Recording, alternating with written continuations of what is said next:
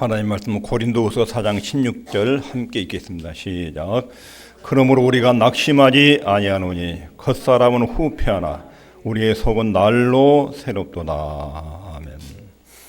오늘은 어버이 주일인데 자녀들은 노년기에 계신 부모님들을 어떻게 섬겨야 되는지, 노년기에 계신 부모님들은 이 노년기를 어떻게 관리를 해야 되는지, 그 다음에 우리 모두는 세월이 지나면 다 노년기에 들어가게 될 텐데 노년기를 어떻게 우리 개인적으로 준비할 것인지, 노년기의 특징에 대해서 먼저 생각해 볼게요. 첫 번째는 노년기는 신체적인 손실이 옵니다.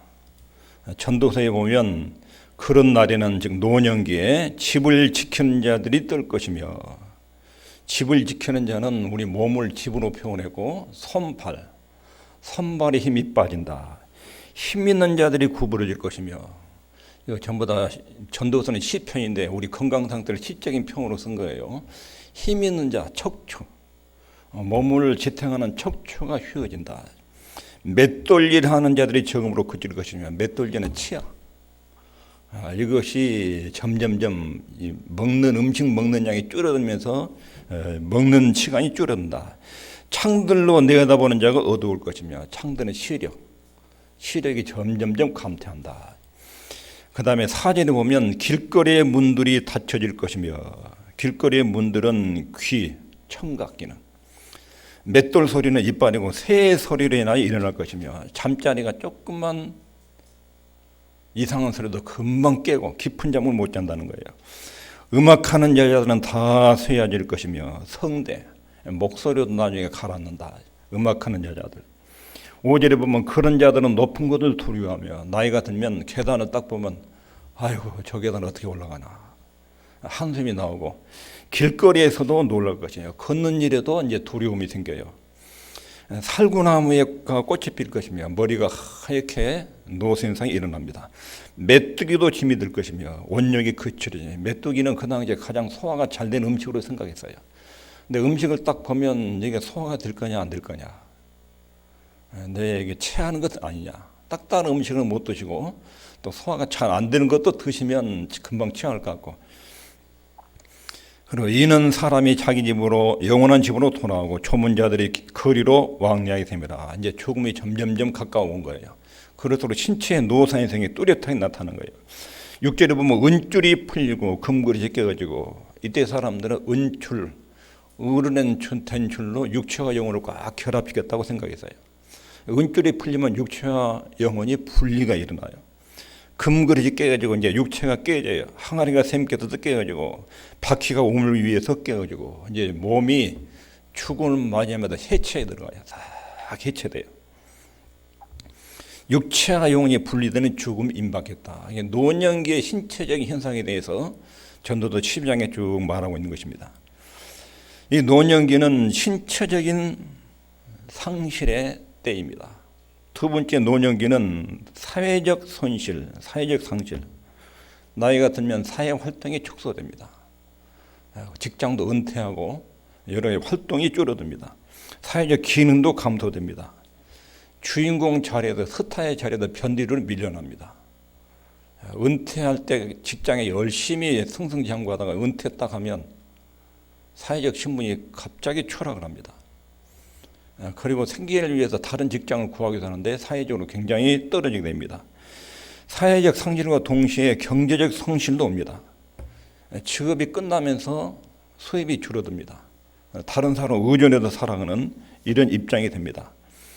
이것들을 자녀들은 잘 기억해야 됩니다. 부모님이 직장 다닐 때까지는 괜찮지만 은퇴하고 난 뒤에는 이런 현상이 일어난다. 경제적 상실 부분도 자녀들이 고려해야 됩니다. 노년기의 특징은 첫 번째는 이렇게 상실, 신체적, 심리 여러 가지 상실이 오고, 그 다음에 노년기는 역할 전이. 젊을 때는 늘 자식들한테 이빨 닦고 자라, 몸조심해라, 공부해라, 건강관리해라, 늘 자식들한테 잔소리했는데, 이제는 거꾸로 자식들이 부모님한테 잔소리할 시기가 된 거예요. 이제 일 좀 그만하시고 밖에 좀 나가지 말라고, 눈 올 때 제발 밖에 나가지 말고, 넘어지면 어떻게 하겠냐고. 자식들이 부모님한테 잔소리를 많이 쏟아내요. 어릴 때 부모님이 자녀한테 잔소리한 것이 자녀들로부터 듣는 시절이에요. 역할이 바뀐 거예요. 정서적 불안도 찾아옵니다. 노년기가 되면 열등감도 생기고 내 몸이 이렇게 옛날 같지 않고 활동도 줄어들고 돈도 못 벌고 이렇게 되니까 좀 안 됐다는 생각이 들고 자기 열등감이 생기고 권태감도 찾아오고 하루로 살아온 것이 늘 반복되는 생활이라 권태감도 오고 불안감도 있고 소외감을 많이 느낍니다. 소외감. 조금만 누가 나를 서운하게 하면 늙었다고 저것이 나를 무시하나 보다 이런 소외감도 찾아오고 절망감들도 따라오고 이것이 노년기의 세 가지 상실, 역할전이 정서적 불안 이 특징적인 요소들입니다. 그런데 노년기의 좋은 면도 있습니다. 성경에 늙음을 말할 때 가장 많이 나오는 말씀이 지혜와 명철입니다. 욥기 12장 12절에 보면 늙은 자에게는 지혜가 있고 장수하는 자에게는 명철이 있느니라. 나이가 들면 인생 경험이 축적되면서 거기에 지혜가 쌓이고 명철이 있습니다. 그리고 쌓아온 지혜와 명철로 다음 세대를 위해서 완숙하게 기여할 수 있습니다. 지혜와 명철을 잘 관리해서 아들, 딸, 손주들에게 잘 훈육하고 가르칠 수 있는 그런 능력이 있습니다. 육체적 능력은 감소되지만 영적인 정신적인 능력은 강해지는 시절이 노년기입니다. 여기 고린도후서 4장 16절 그러므로 우리가 낙심하지 아니하노니 겉사람은 후패하나 겉사람은 육체를 말합니다. 질그릇, 몸, 죽을 육체 이것은 후패한다. 사그라들고 시들어간다. 이 몸은 점점 시들어가지만 우리의 속은 날로 새롭도다. 속은 예수 믿고 나도 거듭난 영혼입니다. 노인 되신 분들은 꼭 기억해야 될 것이 나이가 들어가실수록 주님을 사랑해야 됩니다. 하나님을 사랑하고 하나님을 잘 믿을수록 노년이 아름답습니다. 나이가 들어갈수록 추해질 경우가 있고 나이가 들어가도 굉장히 고상한 아름다움이 나오는 노년기가 있습니다. 연세가 들어갈수록 교회를 몰려고 하나님을 몰려고 점점점 죽을 날이 얼마 안 남았는데도 주일날 일하러 다니고 돈 벌러 다니고 그리고 교회를 안 나오고 이러면 노년기가 굉장히 추해지고 어려워집니다. 노년기에 하나님을 가까이 할수록 우리의 겉사람은 후패하나 우리 육체는 점점점 시들어가는데 나이가 들어갈수록 주님을 사랑하는 마음과 은혜 천국에 대한 소망을 가슴속에 품고 살아가면 노년기의 사람이 굉장히 아름다워집니다. 이것이 노년기를 아름답게 보내는 방식입니다. 인생의 의미를 주님을 사랑하고 닮아가는 것 이것이 아름다운 결산을 내는 노년기가 될 것입니다. 이 노년기를 어떻게 보내야 되는지 첫 번째는 질병의 가능성을 늘 염두해야 됩니다. 연세가 드시면 신체 기능의 고장이 찾아옵니다. 노화 현상에 따른 질병이 찾아옵니다. 이것을 예방도 하고 적응도 해야 됩니다. 내 몸이 나이가 늙어가면 병들이 올 수 있다. 그리고 사전에 음식이나 운동을 통해서 예방을 해야 됩니다. 노년기에 부모님들을 모신 자녀들은 어머니 아버지 하여튼 연세 드실수록 하나님을 열심히 섬기십시오. 내가 교회 잘 다니실 수 있는 모든 배려를 해드리겠습니다. 이게 최고 효도예요. 연세 드신 부모님들이 교회에 잘 다니도록 하는 거. 전화에서도 오늘 교회 잘 다녀오셨냐고.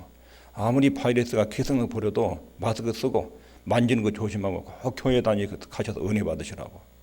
이 찬양가 최고 효도예요. 병 걸릴지 모르니까 교회 가지 마. 막 심한 불효자예요.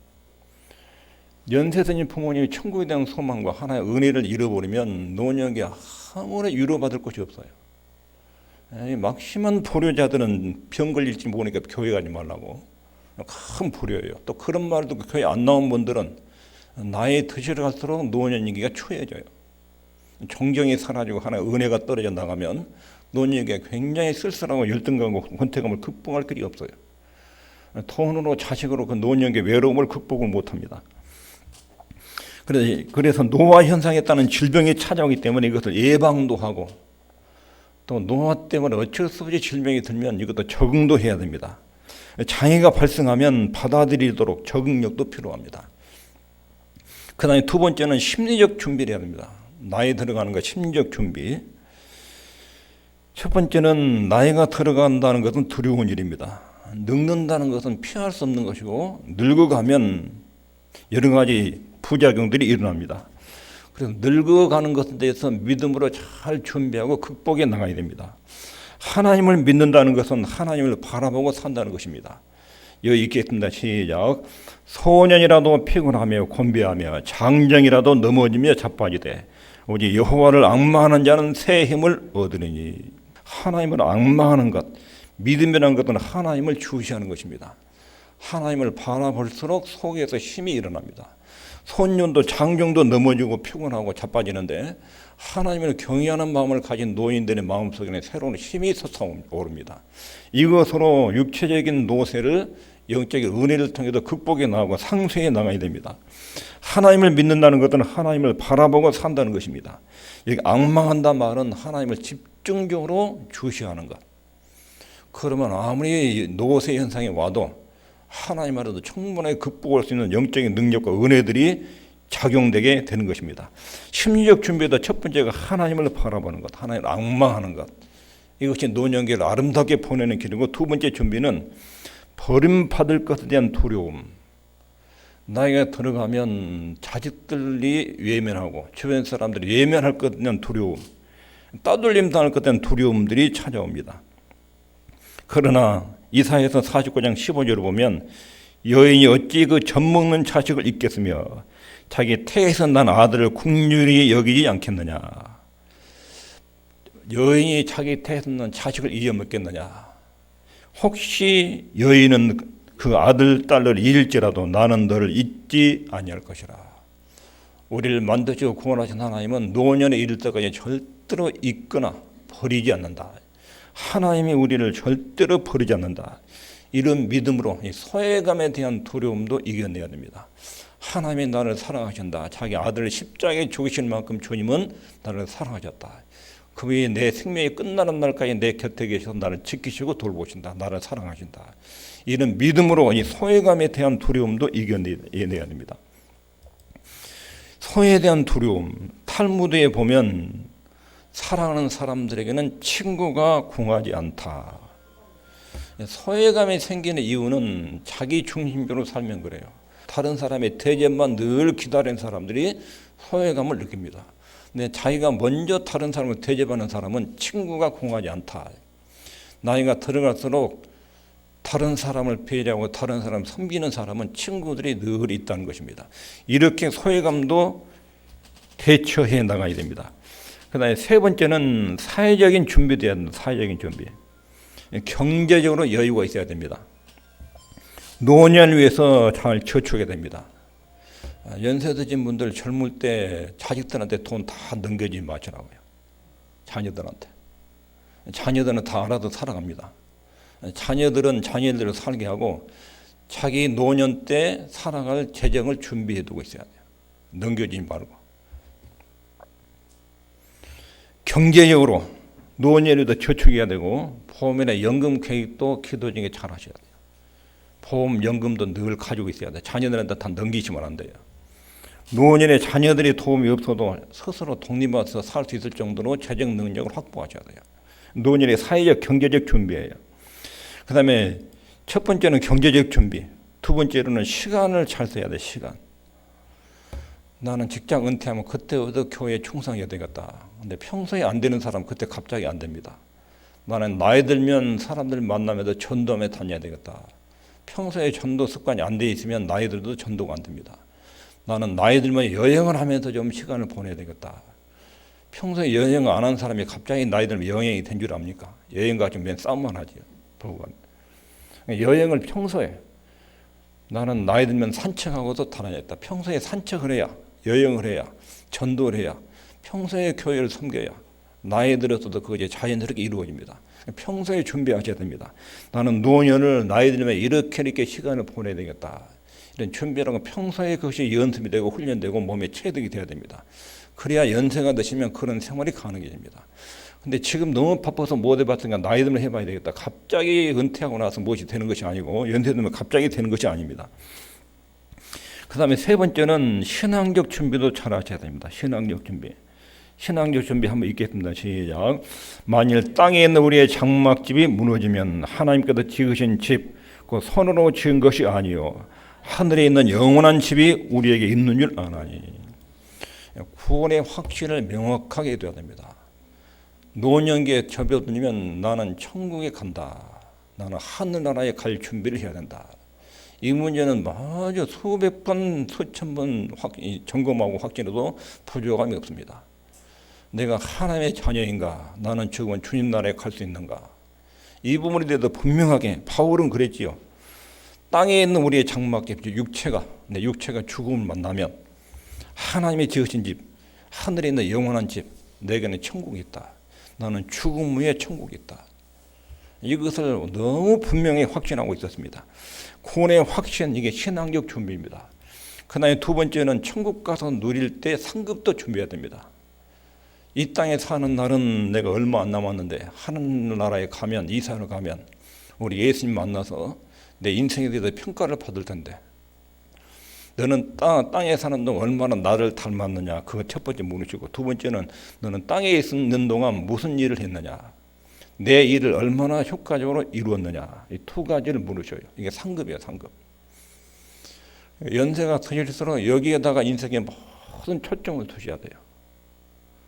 나는 어떤 사람이 되느냐, 어떻게 하나님을 기쁘게 하는 일을 할 것이냐, 두 가지에다 초점을 두고 나이를 이렇게 세월을 보내셔야 돼요. 그래야 나이가 들수록 아름다워져요. 내가 주님 성품을 담는 사람으로 사는 것, 그래 주님이 기뻐하신 일을 하는 것, 이것을 최고의 가치로 여기고 거기다 초점을 두고 인생을 보내셔야 돼요.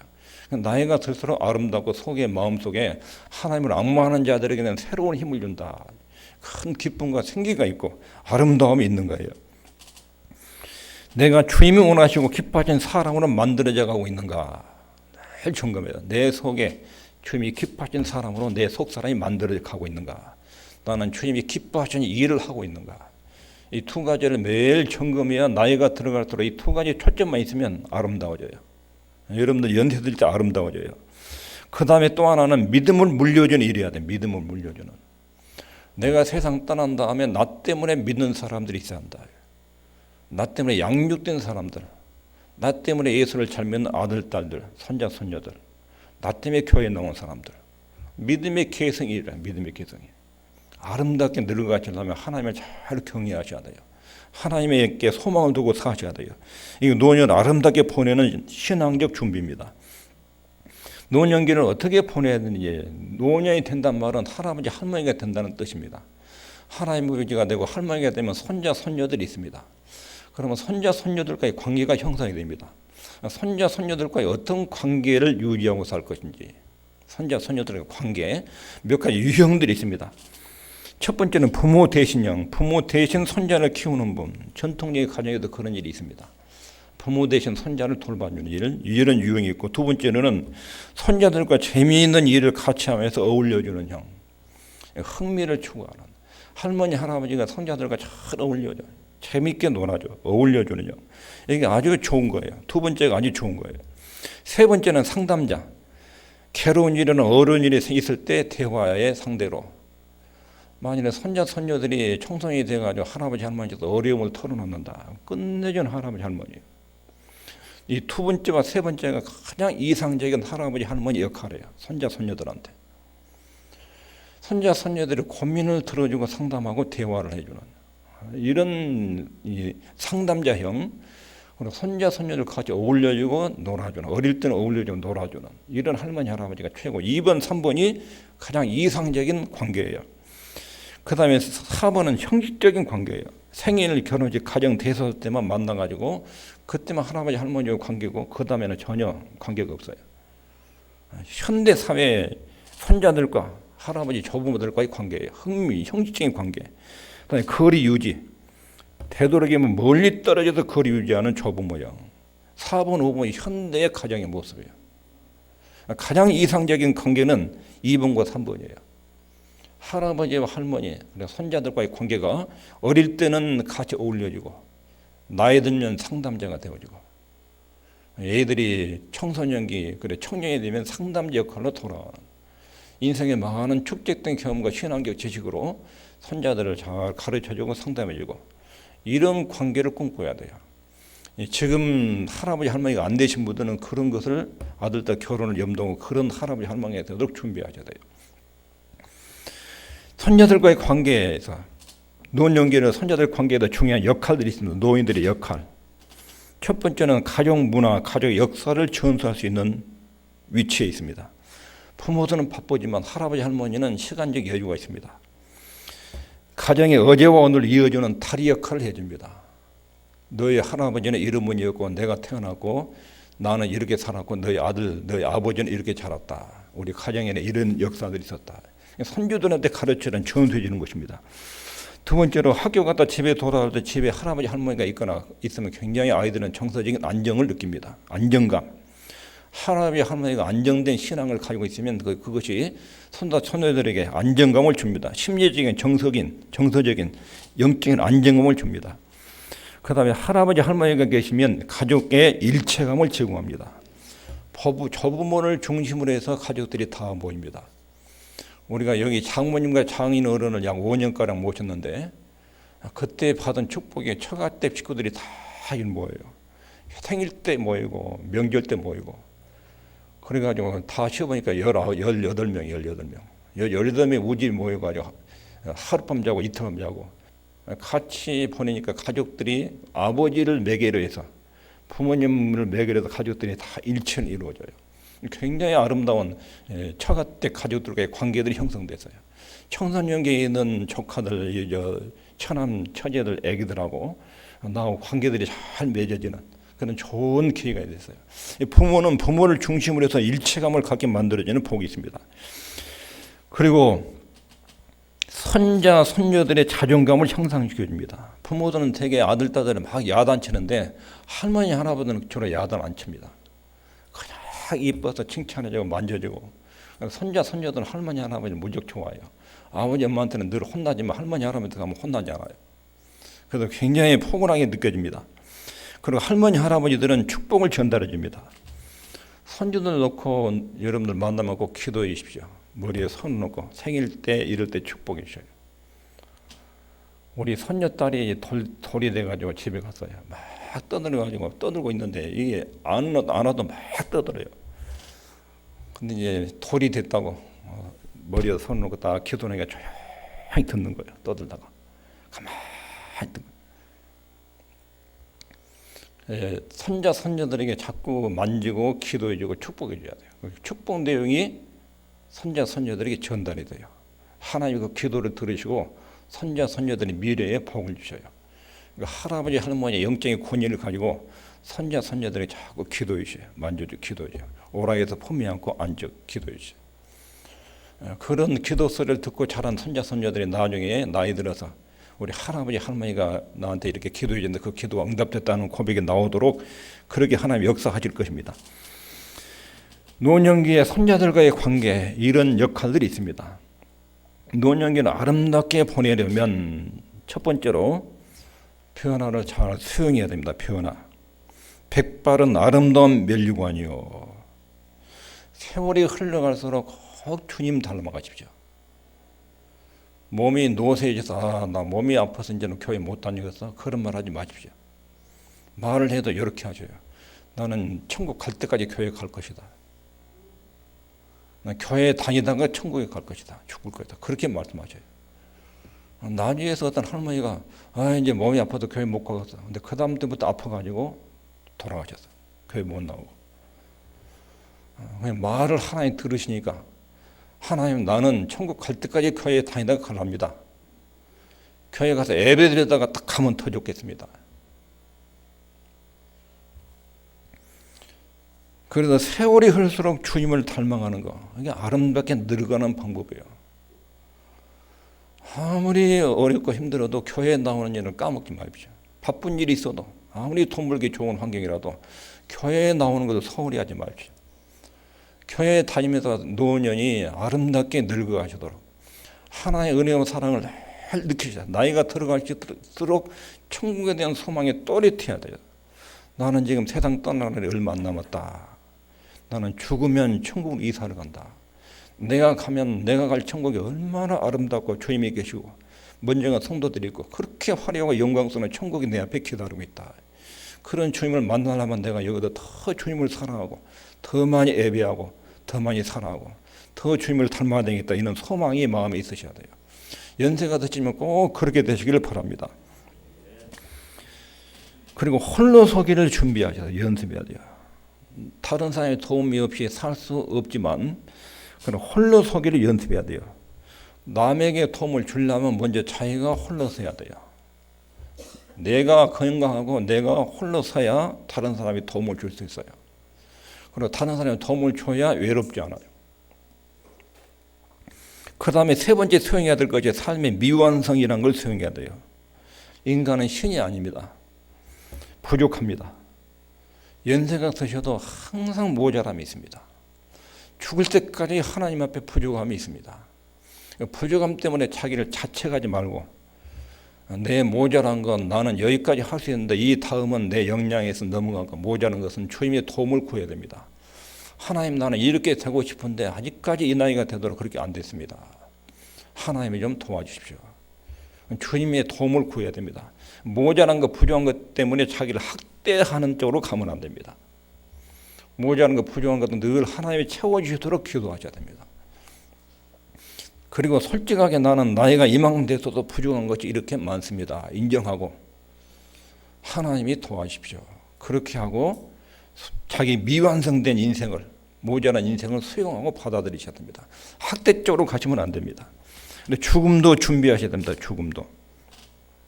죽음을 준비는 지금까지 내가 살아오면서 용서하지 못한 사람이 있는가? 그리고 그 사람과의 관계를 풀어야 됩니다. 자손들에게 믿음을 남기고 그리고 교육적 유산을 남기고 재물을 남기는 것보다 후손들에게 믿음을 남기는 것이 죽음을 잘 준비하는 것입니다. 그리고 마지막으로 죽음을 수용해야 됩니다. 수용. 병원에도 죽는다 이렇게 선언이 되면 사람들은 죽음에 대해서 선고받으면 심리학자들의 연구한 결과 사람들의 반응이 5가지나 나타나요. 어느 날 병원에도 죽는다는 사형 언도를 받으면 처음에는 막 그럴 리 없다고 뭔가 잘못된 것이라고 왜 하필 나냐고 막 부인해요. 죽음을 부인해요. 그 다음에 두 번째는 막 분노해요.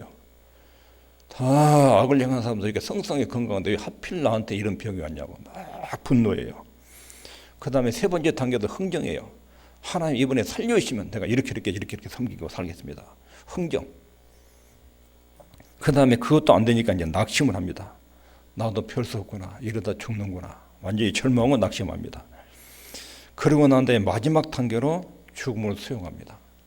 인간은 반드시 죽음이 있습니다. 그 죽음이 어떤 방식으로 찾아갈지 우리는 예측하지 못합니다. 병들어도 서서히 죽어갈지 사고로 갈지 갑자기 세상을 떠났지. 이 죽음이 선고되는 것에 대해서 두려워하지 않고 나는 죽음 후에 영광스러운 주님 나라로 이상한다. 이제까지 모든 믿음의 사람들은 다 이 죽음의 과정을 거쳤다. 나도 죽는다. 이 죽음을 솔직하게 인식하고 준비하고 수용해야 됩니다. 인간은 언젠가 죽는다. 하나님이 나를 부르실 때 가장 좋은 시간에 불러주십시오. 이런 기도를 하고 죽음을 수용할 준비를 갖춰야 됩니다. 어떤 책에 신앙이 좋은 할머니 이야기가 나왔습니다. 이분은 나이가 들었는데 얼마 있으면 죽을 것 같은데 자기 혼자 사는 것이 너무 두려워서 친척들을 찾아다니면서 이렇게 부탁했습니다. 내가 지금까지 나이 들어서 곱게 죽도록 기도했으니까 절대로 내가 죽는 때까지 죽는 시간까지 당신들한테 해를 끼치지 않고 살다가 죽을 테니까 나를 좀 받아주라. 친척들이 다 거부했어요. 근데 그 할머니 이야기를 들은 너는 젊은 그리스도인 부부가 그 할머니를 모셨어요. 어머니처럼 잘 모셨어요. 할머니가 10년 동안 그 집에서 살면서 정말로 그 젊은 부부한테 피해를 안 끼치고 살다가 어느 날 저녁에 가정 예배를 드리고 주무셨는데 조용히 주무신 중에 천국으로 가셨어요. 천국으로 가신 뒤에 이 젊은 부부가 그 할머니의 유품들을 정리하는데 유언이 거기에 써져 있어요. 젊은 부부가 나를 이렇게 부모처럼 대우해 준 것에 대해서 너무 고맙다. 감사하다. 이 내용이 쭉 있고 내게 이만큼의 재산이 있으니까 너희들이 가져라. 근데 재산이 엄청나게 많은 부자 있어요. 친척들이 다 모르고 거부한 거예요. 여러분 주님을 사랑하는 사람은 마지막으로 갈수록 아름답습니다. 노년으로 갈수록 예수님을 사랑하는 사람들은 아름답게 늙어갑니다. 근데 세상을 살아가면 그 반대로 나이가 들어갈수록 추해집니다. 노인을 잘 섬기는 것은 하나님이 반드시 갚아주십니다. 후손을 축복하는 것은 노년을 가장 아름답게 만들어 가는 것입니다.